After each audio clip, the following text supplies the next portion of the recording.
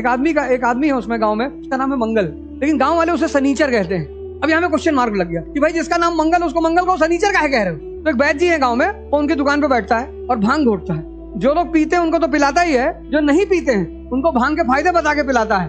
तो जब किसी को नशेड़ी बनाओगे तो तुमको मंगल कहेगा वो। देखो चिंतन, तुमने साहित्य पढ़ना छोड़ दिया। अगर तुम रामधारी सिंह दिनकर को पढ़ते तो तुम्हें दुख नहीं होता कि तुम्हारे पिताजी क्लर्क हैं। अभी तुम दुख में हो। दिनकर को अगर पढ़ते तो तुम पढ़ते कि प्रसादों के कनकाब शिखर होते कबूतरों के ही घर। जितने बड़े बड़े महल टाइप के लड़के हैं, घर हैं, इनके बच्चों से मिलो, कोमल, नाजुक, मम्मा, हाँ मम्मा डॉगी। और वो हमारा एक गुजर दोस्त है भाटी, डॉगी को तो नचा के फेंक दे तो 11.2 किलोमीटर पर सेकंड से बाहर। गुजर है, बॉडी वडी बनाया है हिमांशु भाटी, 8-10 लीटर दूध तो मजाक में पी जाता बंदा। कोरोना में उसके गांव गए तो देखे उसका एक भाई था, वो नीम का पेड़ था, उसको हिला रहा था ऐसे। तो मेरा जो सोसाइटी है वहीं से उसका बगल में गांव था, बाहर तो घूम नहीं सकते थे, गांव में उस वक्त सुविधा होती थी, हम लोग अक्सर पहुंच जाते थे क्रिकेट खेलने, वहीं पे टाइम कटता था। और कितना पढ़ोगे दिन भर, गाय गांव तो देखे पेड़ हिला रहा। मैंने कहा ये क्या? अरे कहा भैया लड़ाई वड़ाई हो रही, मेरी शरीर टूट रही इतना ज्यादा। देखो गांव में पलने का नतीजा। तुम सोचते हो कि ये शहर वाले अंग्रेजी बोलते हैं, बहुत बड़े हैं, कुछ नहीं बड़े हैं। तुमने एक अजीब सी हीनता पैदा कर रखी है अपने अंदर। प्रसादों के कनकाब शिखर होते कबूतरों के ही घर। महलों में गरुड़ न रहता है, कंचन पर कभी न सोता, रहता वो कहीं पहाड़ों में फैलों की फटी दरारों में। अगर तुम्हारे पास सुविधाएं हैं भी, छोड़ दो, लग्जरी को छोड़ दो, इतने अंदर से ताकतवर होते चले जाओगे जिसका तुमको अंदाजा नहीं। जंगल में कभी प्रजातंत्र नहीं आएगा, वरना जंगल में कभी चुनाव होगा। कौन शेर के खिलाफ पर्चा भरेगा? जेब्रा? तुम बताओ मुझे, शेर के खिलाफ कौन पर्चा भरेगा? वहां ये हिरन पर्चा भरोगे? अरे भैया, जहाँ शक्ति है वहां उत्साह है। आज उत्साह की कमी है लोगों में। क्यों? शक्ति नहीं है, ना मानसिक है ना शारीरिक है। तो मैं पढ़ाता इतिहास हूँ, लेकिन मुझे सब्जेक्ट पढ़ने के शौक है। तो जब से मैं पढ़ने लगा, स्कूल में तो मैं पढ़ा नहीं कभी, मेरे जिंदगी के 2 भाग है। एक भाग मैं पढ़ा ही नहीं। मैं जिससे पूछूं क्यों पढ़ना चाहिए तो कहे पढ़ोगे तो नौकरी लग जाएगी। मैंने कहा जब पढ़ के भी नौकर ही बनना है तो अनपढ़ नौकर रहो, कम से कम अहंकार तो नहीं पैदा होगा। पता लगा PhD कर लिए फिर नौकरी कर रहे हैं, और वो मरा हुआ बॉस बदतमीजी कर रहा है, ओए पानी लेके आ। हम जहां भी काम किए कोई हमसे आज तक बदतमीजी नहीं किया, हम ही किए, सामने वाला तो नहीं किया, उतना मौका ही नहीं दिया। राजनीति कर रहे हैं, वहां भी हमको आज तक कोई कुछ नहीं बोला, बोल ही नहीं सकता। इच्छा थोड़ी है। हमसे साहब कहे पैर छुइए, पैर नहीं छुइएगा तो चुनाव हार गए। अबे मैंने कहा 400 चुनाव हारेंगे, किसी का पैर नहीं छुएंगे। अभी 400 चुनाव और हारेंगे और पैर नहीं छुएंगे किसी का। पैर किसका छुआ जाता? गुरु का, माँ बाप का, जिसने तुम्हारा जीवन बदला हो, सबका पैर छुओगे? हमारे रिश्तेदार हैं, उनकी कोरोना में ड्यूटी लगी थी इलेक्शन में, तो सौभाग्य से मेरा स्टूडेंट DM था, तो हमसे कहे कि अवध, हम क्या यार हमारी ड्यूटी कैंसिल करवा दो। हमने कहा चलो सुबह बोल दूंगा, अगर कर देगा तो ठीक है, वैसे हमारा नौकर तो है नहीं, कोई DM SP आपका नौकर तो है नहीं, आप उससे रिक्वेस्ट ही कर सकते हो, वो मान जाए तो अच्छी बात है, ना माने तो कोई बात। अरे बोले कैसे नहीं मानेगा? हम कहीं सम्मत कहो कैसे नहीं मानेगा, नहीं तुमको भी बंद करेगा हमको भी करेगा। DM बहुत खतरनाक चीज है। प्रधान जी को देखो कैसे गांव में पीछे खड़ा करवा देती है DM, पीछे जाओ पीछे और पीछे जाओ। वो तो मंजू देवी प्रधान ताकतवर है, कहती जनप्रतिनिधि से ऐसे बात करते हैं। तो गए DM के पास, हम बैठे थे, तो लड़का निकला, DM साहब निकले, मेरे रिश्तेदार से गए, पैर छू लिए तुरंत। देखे अब तुम्हारे फूफा है वे? नहीं, अब काहे पैर छुए? हमने कहा इसका छुट्टी कैंसिल मत करना, उसको बंद कर लो, उसको कम से कम 10 लाठी मारो, तुम पैर काहे छुए हुए? DM क्यों छुए? सम्मान दो, प्रणाम करो कि सर नमस्कार। मानी सी बात है, पद पे है तो सम्मान तो देना पड़ेगा। सम्मान नहीं दोगे तो दिखा देगा कि गांजा था इनकी गाड़ी में, 2 पुड़िया गांजा ले जा रहे थे, तो सम्मान तो भाई देना पड़ेगा। वो तो भाई उसने कमाया है तो देना पड़ेगा। पैर क्यों छुए तुम? तो जब तक तुम अंदर से ताकतवर नहीं होगे तब तक बाहर उपलब्धि नहीं होगी। और अंदर से ताकतवर होने के लिए तुम्हें सूर्य से एक चीज सीखनी पड़ेगी, न्यूक्लियर फ्यूजन। चंद्रमा में नहीं होता, चंद्रमा उधार की रोशनी लेके चमकता है, इसलिए कोई भी उससे आंख मिला लेता है और रात भर मिलाता है, लेकिन कोई सूर्य से रात भर आंख, दिन भर आंख नहीं मिला सकता। शाम तक आंख चली जाएगी 2 घंटे बाद। मंजू देवी जो प्रधान है पंचायत में, उनका नाम है नीना गुप्ता।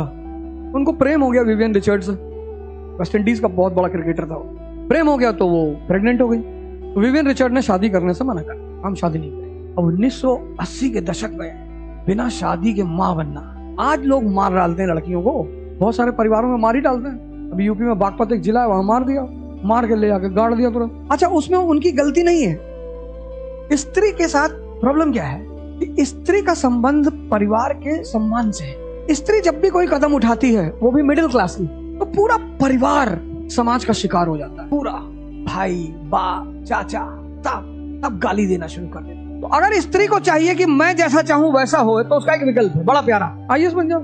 उसके बाद कोई तुम्हारे बाप को कुछ कहेगा ऐसे जीसस क्राइस्ट की तरह, उन्होंने डिसाइड किया कि मैं तो माँ बनूंगी, मैं तो अपने बच्चे को पैदा करूंगी। उनकी बेटी है मसावा गुप्ता, अभी शादी थी उसकी। आखिर वो ऐसा कैसे कर पाई? सिर्फ एक वजह से कर पाई, अगर गांव में होती तो मार दी जाती। E=S। अर्थव्यवस्था और समाज का गहरा संबंध है। जहां भी आर्थिक स्वतंत्रता होगी, वहां सामाजिक स्वतंत्रता होगी। Economic independence leads to social independence. तो आर्थिक रूप से आजाद थी।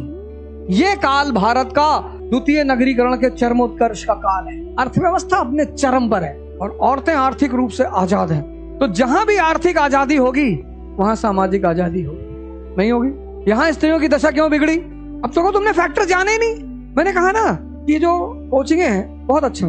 हमसे जब पूछा, एक साहब ने पूछा क्या करोगे विधायक बनकर, हमने कहा सबसे पहले तो मेरा टारगेट है शिक्षा व्यवस्था, और शिक्षा व्यवस्था से पहले टारगेट है कोचिंग व्यवस्था। कोचिंग व्यवस्था 50,000 करोड़ का बिजनेस है, अच्छी बात है, एम्प्लॉयमेंट जनरेट कर रही है, पैसा जनरेट कर रही है, तो उसे खत्म करना तो अनुचित है। मतलब एक बेवकूफी भरा कदम, जो हमें इतना पैसा दे रहा है कमा के और 5,000 करोड़ टैक्स जमा कर रहा है, उस व्यवस्था को हम क्यों मारे?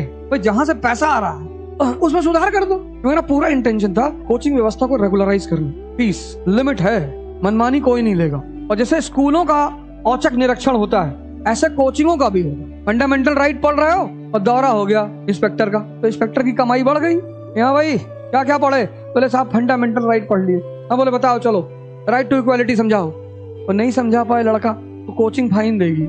ऐसे बड़े सारे विकल्प मेरे पास है, मेरे सारे विचार है, क्योंकि मैंने इस फील्ड में काम किया है। मुझे पता है कोचिंगों में कोई गलती नहीं है, वो बड़ा प्यार से काम करती है। पर स्टूडेंट हमारा इतना विरोध क्यों करते हैं? सिंपल एक वजह है। अब जैसे मैंने तुम्हें डायग्राम दे दिया बना के, अब तुम क्या करोगे? अपने हिस्ट्री के टीचर से पूछोगे। अब अगर वो बेचारा बता ले गया तो बहुत अच्छी बात है, अगर वो नहीं बता पाया तो तुम पे गुस्सा नहीं होगा, वो यही भड़का रहा है। अच्छा खासा हम पढ़ा चले जाते हैं, कोई कभी क्वेश्चन ही नहीं पूछा। 25 साल से इस फील्ड में हूँ और लोग कहते हैं अवध ओझा नहीं पढ़ाते नहीं। आज तक कोई मेरी क्लास में नहीं आया। मैं इंतजार कर रहा हूँ किसी एक आदमी का जो आए क्लास में बैठे, हमसे 10 ठो सवाल करे। बस सोशल मीडिया पे लिखते हैं यूट्यूब, उसका मैं बुरा नहीं मानता, क्योंकि जैसे कुत्ते का काम भौंकना है, ऐसे हिजड़े का काम है गाली देना। देखो कैसे घूम घूम के गाली देते रहे, और उनकी गाली आशीर्वाद मानी जाती है। इससे ज्यादा कर ही क्या सकते हो? और सामने पड़ जाओगे तो भगवान जाने क्या होगा। सामने कोई नहीं पड़ा। मैं तो एक्सीडेंटल टीचर हूँ ना, हमसे बदतमीजी थोड़ी कर सकते हो। आमतौर पे टीचर की क्या कॉन्सेप्ट है इंडिया में? अबे टीचर है, चलो हम गलती से टीचर है, हमारे अगल बगल मत आना। हम जब चुनाव लड़ने गए तो हमसे पहले 15 दिन तो बड़ा मजा लिया लोगों ने। अरे ऐसे थोड़ी होता है। हम भी बैठ के, मेरी आदत है वॉच करने की, हर आदमी को देखने की, पहले देखो क्या चल रहा है। गांधी जी से मैंने सीखा है कि एक बैग राष्ट्रीय आंदोलन में नहीं कूदना है, आराम से पहले हर आदमी को कैलकुलेट करो, कौन हाइड्रोजन, कौन हीलियम, कौन लिथियम, कौन बेरिलियम, कौन बोरॉन, कौन ऑक्सीजन, कौन सारा। जैसे पीरियोडिक टेबल में एलिमेंट होते हैं, ऐसे आदमी भी होता है। तो जो ग्रुप 8 का एलिमेंट होगा वो बड़ा शांत आदमी होगा, बढ़िया शानदार, तुमसे मिलेगा तो तारीफ करेगा तुम्हारी कि क्या तुम बेटी एक दिन आईएएस बनोगे। और जो ग्रुप 1 एलिमेंट होगा, आउटर ऑर्बिट खाली है हाइड्रोजन की तरह। तो पहले मैंने चार्ट बनाया कि कौन किस ग्रुप का एलिमेंट है, किसको गुब्बारे में भरना है, किसको ट्यूबलाइट में डालनी है। 15 दिन तक होमवर्क किया आराम से, डायरी बनाया। 15 दिन जब खत्म हो गया तो मैं तो भैया भगवान कृष्ण को मानता हूँ, बांसुरी लेके चलो, पर अगर शिशुपाल बदतमीजी करने पर उतर ही आए तब तो मारना पड़ेगा ना। तो गाली एक दिन में दे रहा है, 90 पे रुक जाना चाहिए था। और भगवान मुस्कुरा रहे हैं, फिर उसको टोक भी रहे 90 गाली पे कि भाई 90 हो गया। अरे कह रहा 100 दूंगा, 4 गोली मारेंगे, 100 गाली दे दो। ऐसे कैसे 100 दे दोगे? ऐसे कैसे गाली दे दोगे? चलो 100 दे दिए, बुआ के लड़के हो, कोई बात, पर लिमिट है ना। इस देश का जो सबसे आइडियल भगवान है वो है भगवान कृष्ण। बदतमीजी मत करो। क्यों करोगे बदतमीजी? देखो पंचायत में जो लड़के हैं, एक तो तुम बाइक पे बैठ रहे हो, ऊपर से रात में उसको फोन करके गाली दे रहे हो, जानबूझ के बदतमीजी कर रहे हो। भाई सोसाइटी है, ड्राइवर किसी दिन गलती से पार्क कर दिया, भाई साहब आए, कॉल बेल बजाए, मेरे घर बाहर आए, मैंने कहा जी भैया है, मैं बहुत कुत्ता आदमी हूँ। इतने गुस्से में थे वो, तो मैंने उनसे सिर्फ इतना पूछ लिया कि ब्रीड कौन सी है। अब जब तुम ही बोले हो, खुद ही बोले हो कि मैं बहुत कुत्ता हूँ, मैंने कहा जर्मन शेपर्ड हो, रॉटवेलर हो, शिट्जू हो, तो भैया देसी हो, ब्रीड बताओगे तो उसी हिसाब से तो बात करूंगा। वो और गुस्सा हो गए, बदतमीजी कर रहे हो, हम अपने ही बोले हो भाई यार करेंगे, जा कर जा, अब वहीं खड़ी होगी गाड़ी। तो शांति से रहो धरती पर। एक काम हमेशा याद रखो, जब भी किसी चीज का तुम ABCD नहीं जानते, जैसे मान लो कोई लैंग्वेज तुम नहीं जानते हो, तो सबसे पहला काम क्या करो, उसकी वर्णमाला सीख लो, अल्फाबेट्स, यहीं से तो शुरुआत करोगे। अगर पहले ही दिन तुम उस लैंग्वेज की कोई बड़ी किताब उठा लोगे, नहीं, मैंने बहुत लोगों को अंग्रेजी बोलना सिखाया बड़े सिंपल तरीके से। अमर चित्रकथा आती है, चित्रकथा में जो कहानियां बचपन में पढ़ते थे ना, कॉमिक्स, अब चित्रकथा जो होती है वो बच्चों के लिए होती है। अगर तुम चाहते हो तुम्हारी इंग्लिश तुम जानते हो, फ्लुएंट नहीं है, चित्रकथा पढ़ना शुरू कर दो। कम से कम 5000 चित्रकथाएं हैं, हर व्यक्ति पर एक चित्रकथा है। डॉक्टर अंबेडकर, APJ कलाम, तुलसीदास, कबीरदास, सब पे। तो सरलतम से कठिनतम की तरफ जाओ। जैसे अगर तुम्हारा ज्योग्राफी नहीं क्लियर है तो कक्षा 6 से 8 NCERT, 6 से 8, 12th पे पहले मत जाना। पहले तुम समझो लैटिट्यूड क्या है, लॉन्गिट्यूड क्या है। लैटिट्यूड पढ़ के हमें क्या समझ में आता, समय लॉन्गिट्यूड से मौसम और जलवायु।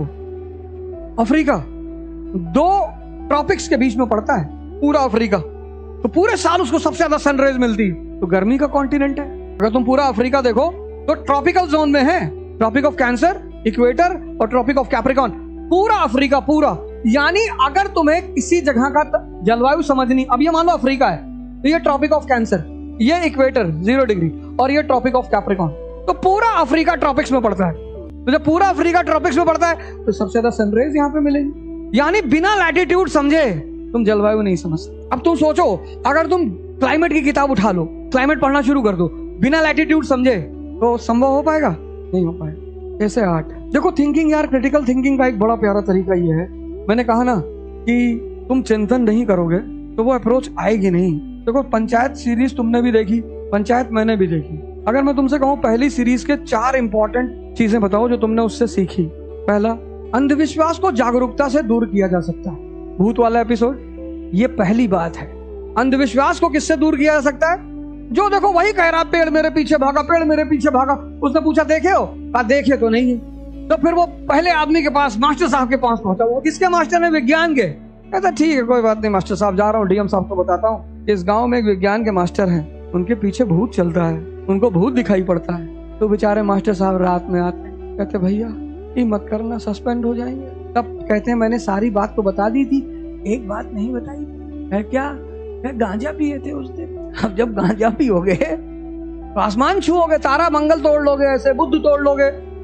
तब वो पहुंचते हैं किसके घर? प्रधान के घर। तब मंजू देवी बेलन लेके आती है, बहुत गुस्से में है, इसलिए नहीं कि इसने गाया इस बात को, और दूसरी बार उनकी 6000 की साड़ी फट गई। ये है क्रिटिकल थिंकिंग। जब गौर से देखोगे, गौर से, ध्यान से। तुम में से कितने लोग पूछते हो क्या जॉब के साथ तैयारी हो सकती है? सचिव जी जॉब के साथ ही तैयारी कर रहे हैं। संगत का क्या रोल है? देखो वहां संगत का क्या रोल है।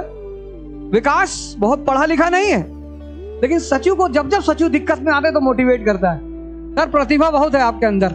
संगत कितना मैसेज है उसमें। अगर तुमसे फर्स्ट पार्ट पे ऐसे लिखने के लिए कह दिया जाए, लेकिन तुमने ध्यान से देखा ही नहीं होगा। उसमें सबसे बड़ी चीज क्या है? सामाजिक जागरूकता। प्रधानपति झंडा नहीं फहराएगा, प्रधान ही फहराएगी। और प्रधान पद फंसती किस चक्कर में है? प्रहलाद चा के चक्कर में। कहते हैं एक झंडा रोड पे भी लगा दो। यही तो कहते हैं कि अगर ये बैनर रोड पे लग जाता तो लोग देखते, थोड़ा भौकाल बनता। और लोगों को देखने को छोड़ तो DM जा रही होती है, वो देख लेती है। प्रधानमंत्री कहता गाड़ी घुमाओ। वो तो सौभाग्य से मंजू देवी ने जनगण मन सीख लिया था, नहीं तो सचिव जी को सस्पेंड होने से कोई बचा नहीं पाता।